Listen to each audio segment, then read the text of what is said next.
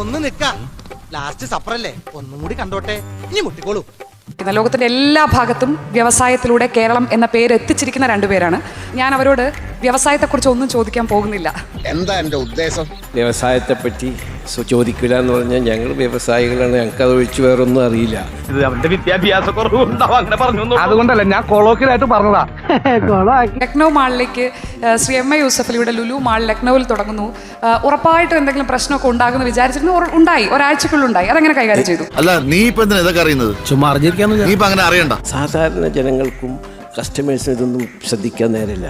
ഇത് കുറച്ച് മീഡിയ അവർക്ക് വിഷയം വേണ്ടേ? ഇതെന്നെ ഉദ്ദേശിച്ചാണ്, എന്നെ തന്നെ ഉദ്ദേശിച്ചാണ്, എന്നെ മാത്രം ഉദ്ദേശിച്ചാണ്. സംശയമുണ്ടോ? അതാണ് നമ്മുടെ ചീഫ് ജസ്റ്റിസ് പറഞ്ഞത്.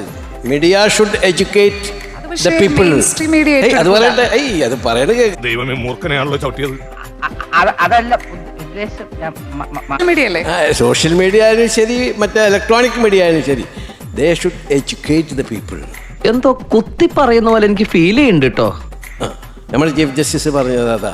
പോത്തിനോടാണോ വേദം ഓതുന്നത്? താങ്കൾ ഇടപെടുന്ന ആളുകൾ ശ്രീ പിണറായി വിജയൻ, ശ്രീ യോഗി ആദിത്യനാഥ്, ശ്രീ നരേന്ദ്രമോദി, ഇവരുടെയൊക്കെ പരബ്രഹ്മം വ്യത്യസ്തമാണ്. അതിനൊന്നും ഇല്ലേ? ഒരു കച്ചവടക്കാരൻ, അവൻ എത്രയോ കോടീശ്വരനോ ബില്യണറോ ആയിക്കോട്ടെ, ആൾ ഒരു പഞ്ചായത്ത് മെമ്പർ കൂടി നിന്നാൽ പ്രോട്ടോകോൾ വൈസ് പഞ്ചായത്ത് മെമ്പറാണ് വലുത്. അതാണ് ഡെമോക്രസി. അത് ശരിയാ. എല്ലാവരുമായിട്ട് നല്ല ബന്ധമുണ്ടല്ലോ, മുഖ്യമന്ത്രിയായിട്ടും പ്രധാനമന്ത്രിയായിട്ടും യുപിയുടെ മുഖ്യമന്ത്രിയായിട്ടും ഒക്കെ. അപ്പൊ അവരാണ് തീരുമാനം എടുക്കേണ്ടത്, നിയമങ്ങൾ മാറ്റേണ്ടത്. അവരോട് സംസാരിക്കാനുണ്ടോ ഇത്തരം കാര്യങ്ങൾ? ഒരു കച്ചവടക്കാരനാകുമ്പോൾ എല്ലാവരായിട്ടും ബന്ധം വേണമല്ലോ. കാരണം നമ്മൾക്ക് രാഷ്ട്രീയത്തിൽ കൂടുതൽ രാഷ്ട്രീയം കൊണ്ട് ഉയരാൻ ആഗ്രഹിക്കുന്നവരല്ല, നമ്മൾ കച്ചവടം കൊണ്ട് ഉയരാൻ ആഗ്രഹിക്കുക. പ്രതിപക്ഷത്തിന് ബഹിഷ്കരിക്കാനും സ്വാതന്ത്ര്യം വേണ്ടേ? ഈ അറിവ് എവിടെ നിന്ന് കിട്ടി? പത്രത്തിൽ നിന്ന് അടിച്ചു മാറ്റിയതാ. പ്രതിഷേധിക്കാനും അഭിപ്രായം പറയാനും അവകാശം ഉണ്ട് എന്ന് പറഞ്ഞപ്പോൾ എനിക്ക് അവകാശമില്ലേ? അതല്ലേ ഞാൻ പറഞ്ഞിട്ട്.